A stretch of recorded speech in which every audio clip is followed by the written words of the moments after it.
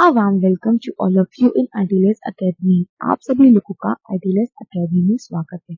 मैं हूं आपकी एजुकेटर भूमिका वाशनी। हमने अपने लास्ट वीडियो लेक्चर में डिस्कस किया था लैक्टिक एसिड फर्मेंटेशन। हम अपने इस वीडियो लेक्चर में डिस्कस करेंगे application of microbial consortia in a food fermentation. जो हमारी माइक्रोबियल कॉन्सर्टिया है उनका रोल देखेंगे किसमें हम fermentation.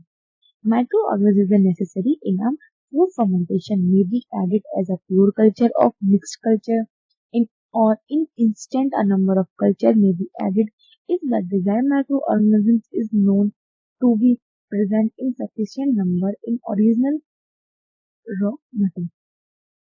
Known mixture of pure cultures sometimes are prepared either they are grown together, grow separately, or are mixed at a time of use.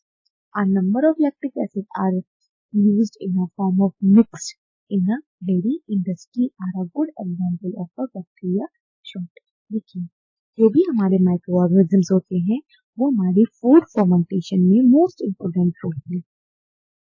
ठीक है, अब इनको जो भी हमारे माइक्रो ऑर्गेनिजम्स हैं उनको कभी कभार हम प्योर कल्चर में भी ऐड करते हैं, कभी कभार हम मिक्स कल्चर में भी ऐड कर सकते हैं, कभी कभार नंबर ऑफ कल्चर भी यूज करते हैं। ये डिजायर कर ये जो कल्चर है किस टाइप का मीडिया ले रही है वो कम्प्लीटली डिपेंड करता है माइक्रो ऑर्गेनिजम्स पे कि माइक्रो ऑर्गेनिजम्स की डिजायर क्या है और उसमें जो भी हम अपना फर्मेंटेशन ले रहे हैं उसमें किस टाइप का रॉ मटेरियल दे रहे हैं। तो ये भी जो मिक्सचर है, जो मीडिया है, जो बैक्टीरिया है उसको किस मीडिया में किस कल्चर में ग्रो करेगा ये कम्प्लीटली डिपेंड करता है किस पे, इन्वायरमेंट किस पे डिपेंड करता है, ये डिपेंड करता है माइक्रो ऑर्गेनिजम्स में और हमारा रॉ मटेरियल में कि हम कौन सा रॉ मटेरियल यूज करें। तो इन दोनों चीजों पे क्या करता है, डिपेंड करता है। Non a mixture of pure culture sometimes are prepare. देखिए कभी कभार तो हम एक ही तरीके का मिक्सचर ले लेते हैं, सैंपल ले लेते हैं, कल्चर ले लेंगे, कभी कभी हमें बहुत सारे लेने पड़ते हैं, कभी कभार हम मान लो एक साथ ही सारे एक साथ ही सारे डाल देते हैं, कभी कभार हम अलग अलग करके सारे डालते हैं। तो ये सारी चीजें डिपेंड करती है कि हमारा कौन सा कल्चर लिया है या कौन सा हमारा मीडियम है। लेकिन अगर हम बात करें लैक्टिक एसिड बैक्टीरिया की तो लैक्टिक एसिड बैक्टीरिया हमारा डेयरी इंडस्ट्री में बहुत अच्छा एग्जाम्पल है किसका, माइक्रोबियल कॉन्सेंट्रेट। अच्छा देखिए जो माइक्रोबियल्स है, माइक्रो ऑर्गेनिजम्स और फूड फर्मेंटेशन का रोल क्या है, मतलब इनका आपस में कनेक्शन क्या है, मतलब क्यों ही माइक्रो ऑर्गेनिजम्स की यूज हो रहा है, माइक्रो ऑर्गेनिजम्स के अलावा हम कुछ और भी चीजें यूज करते हैं। तो देखिए मैं आपको बहुत सिंपल से उसका कॉन्सेप्ट समझाती हूँ कि जो फूड फर्मेंटेशन है या फिर हमारा इंडस्ट्री है या फिर हमारी चीज है या फिर डेयरी है, कोई भी इंडस्ट्री है, उसमें माइक्रो ऑर्गेनिजम्स का इतना इम्पोर्टेंट क्यों। पहला है कि जो माइक्रो ऑर्गेनिजम्स है ना, इनका जो डिवाइडिंग मतलब इनकी जो लाइफ साइकिल है वो बहुत छोटी, मतलब ये बहुत कम टाइम में बहुत जल्दी ग्रोथ कर जाते हैं।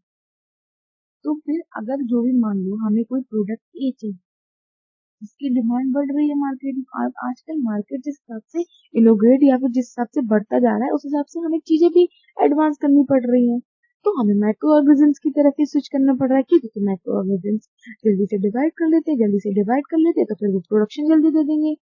तो इन सब चीजों के लिए इसीलिए हम माइक्रो ऑर्गेनिजम्स का यूज करते हैं। अच्छा हम फूड इंडस्ट्री में इतना इम्पोर्टेंट रोल क्यों है, क्योंकि फूड इंडस्ट्री में क्या हम फूड प्रोडक्ट्स यूज करेंगे और फूड प्रोडक्ट्स क्या होते हैं, food products nutrients of rich होते हैं, उनमें वो सारे न्यूट्रिएंट्स प्रेजेंट होते हैं जो माइक्रो ऑर्गेनिजम्स के ग्रोथ के लिए भी जरूरी होते हैं और हमें जो हमारा डिजायर प्रोडक्ट है वो भी इजीली मिल सकता है। मतलब मान लो कोई भी हमने फूड प्रोडक्ट ले लिया, जैसे हमने लिया चीज का वेस्ट लिया, वे हमने लिया था, ये क्या है, वेस्ट है, जो किसका वेस्ट है, फूड का वेस्ट है।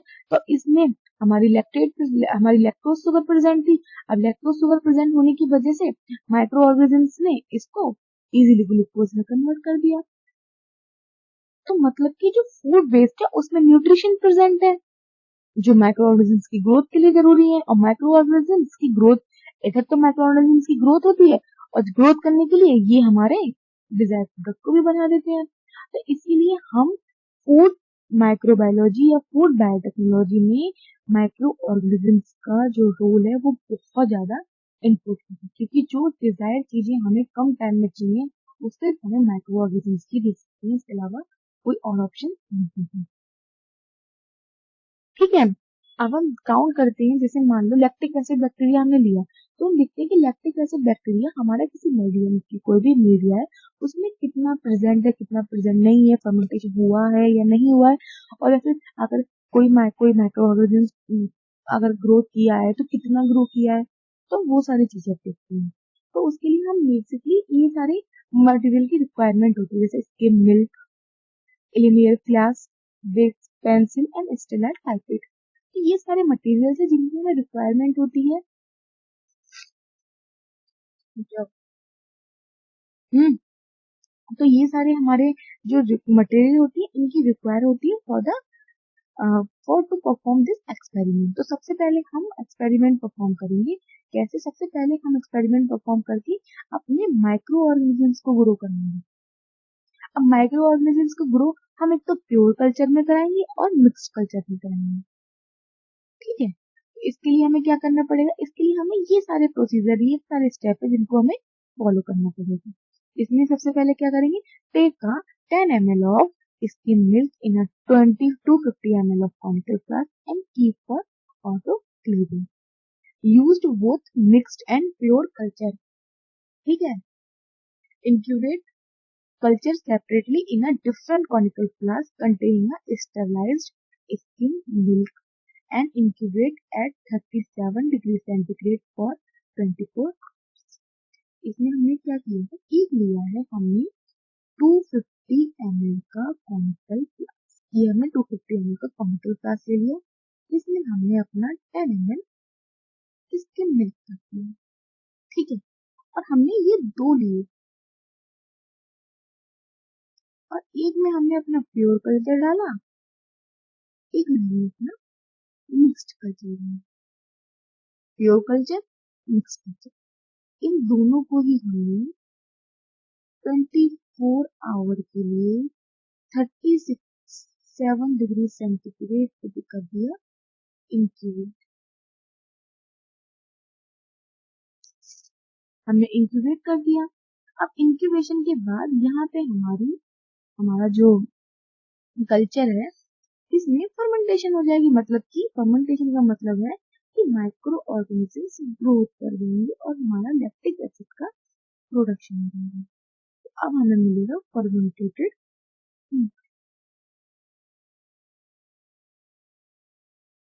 ठीक है, अब जो भी हम आगे एक्सपेरिमेंट परफॉर्म करेंगे वो इसी फर्मेंटेटेड मिल्क से करेंगे। अब यही हमारा यूज होगा एज अ सेल। ठीक है, अब ये जो हमें सैंपल मिला है इस पे हम फॉलोइंग पैरामीटर को टेस्ट करेंगे। जैसे हम टाइट्रेबल मेथड यूज करेंगे to test the acidity, total bacterial count and direct microscopic count. तो ये तीनों जो हमारे एक्सपेरिमेंट हैं वो हम इस सैंपल की हेल्प से डिटेक्ट करेंगे कि इस सैंपल में कितना हमारा लैक्टिक एसिड प्रोड्यूस हुआ है, इसमें कितना बैक्टीरिया है, कितना बैक्टीरिया नहीं है। तो चलिए अब हम देखते हैं सबसे पहले टाइट्रेशन। टाइट्रेशन मेथड क्या है? टाइट्रेबल ऑफ एसिडिटी, मतलब जो भी टाइट्रेशन करके हम उसकी एसिडिटी बताते हैं। उसके लिए क्या करेंगे? ऐड करेंगे 1 ml of phenol phenanthrene to 10 ml of fermented milk, titrate against N white wine and NaOH till pink appears. Record the volume of NaOH used in a percentage of lactic acid by the use of bottling cup. इसमें हमने क्या किया? एक हमारे पास होती है फर्मेंटेटेड मतलब titration metre. ये हमारी टाइट्रेशन मीटर, यहाँ पे लगी होगी हमारी नंबर।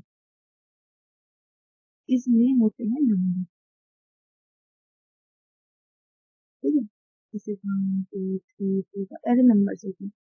इसमें हम डालते हैं अपना NY9 का NaOH। और यहाँ पे हम अपना लेते हैं सैंपल,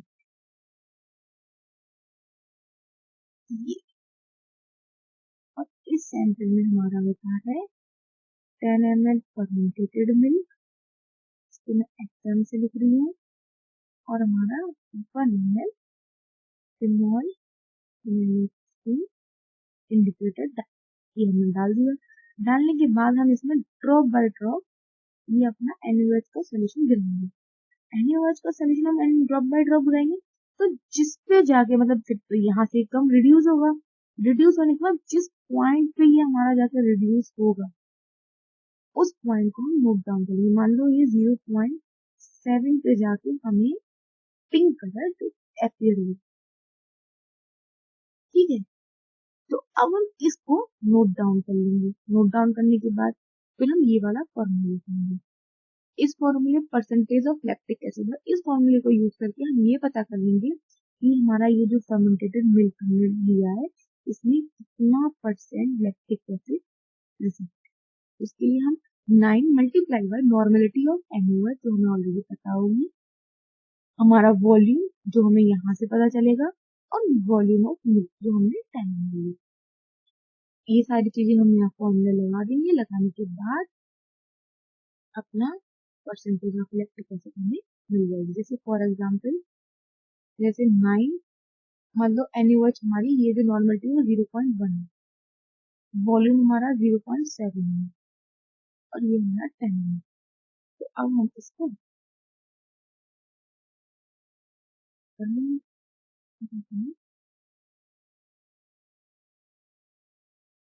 डिवाइड करेंगे, कितना है 0.063 बाई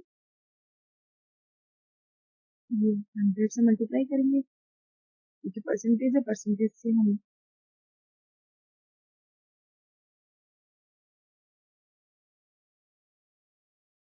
ये हमें मिल जाएगा 0.063%।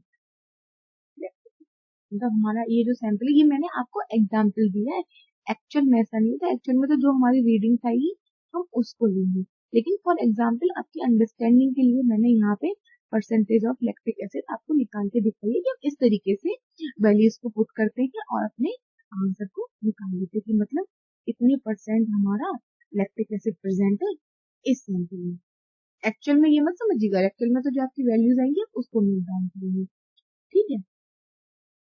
अब नेक्स्ट हम देखते हैं टोटल बैक्टीरियल काउंट की। टोटल बैक्टीरियल काउंट हम कैसे निकालते हैं, तो इसके लिए सबसे पहले हम क्या करते हैं, serial diluted 1 ml of fermented milk up to 10 to the power 5, plate 10 to the power 4 to 10 to the power sample on a nutrient agar medium, incubate at 37 degree centigrade for 24 hour in a invert position.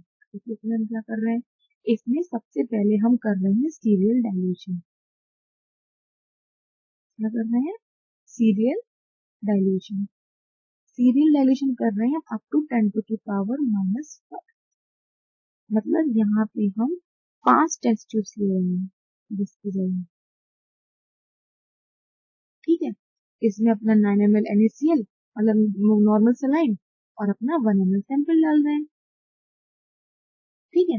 ये step, फिर 1 ml इसका इसमें, इसका इसमें, इसका इसमें, इसका इसमें, तो ये वाली हमारी फोर्थ, इसमें होगी 10 टू की पावर 4 कंसेंट्रेशन, इसमें ये 10 टू की पावर -5। अब ये दोनों हमने ले लिया। इनको लेने के बाद यहाँ पे हम लिख लेंगे पैट्री प्लेट्स। पैट्री प्लेट लेने के बाद यहाँ पे हम दे देंगे उसमें, यहाँ पे हम कर देंगे स्प्रेडिंग इन्हीं दोनों सैंपल्स। और यहाँ पे हम जो मीडिया लेंगे वो लेंगे न्यूट्रिएंट अगार मीडिया।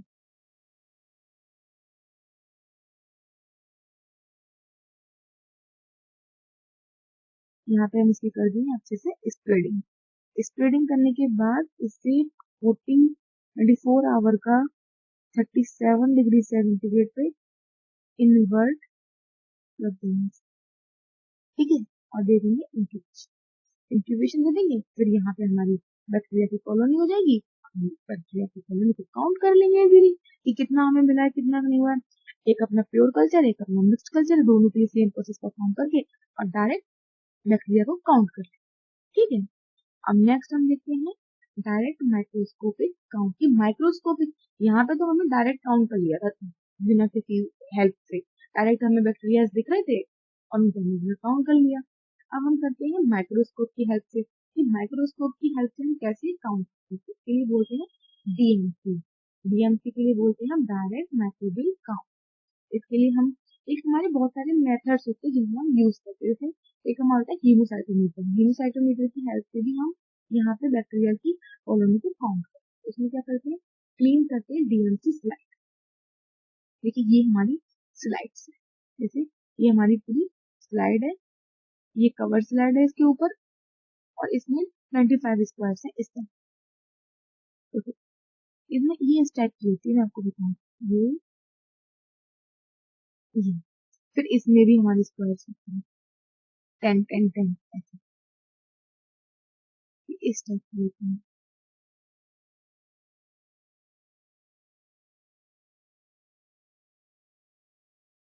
ये पूरे में इस टाइप के 100 बदले से काउंट होती है। ये कॉलम, ठीक है, ये लेफ्ट टू राइट यहाँ पे जाते हैं, अप टू डाउन, ठीक है। इसमें हम क्या करेंगे, pipette out the 0.0 ml fermented milk with a slit pipette and spread it in 1 centimeter square। ठीक है, यहाँ पे bacterial suspension is added here, the film cover over the spiral capillary action.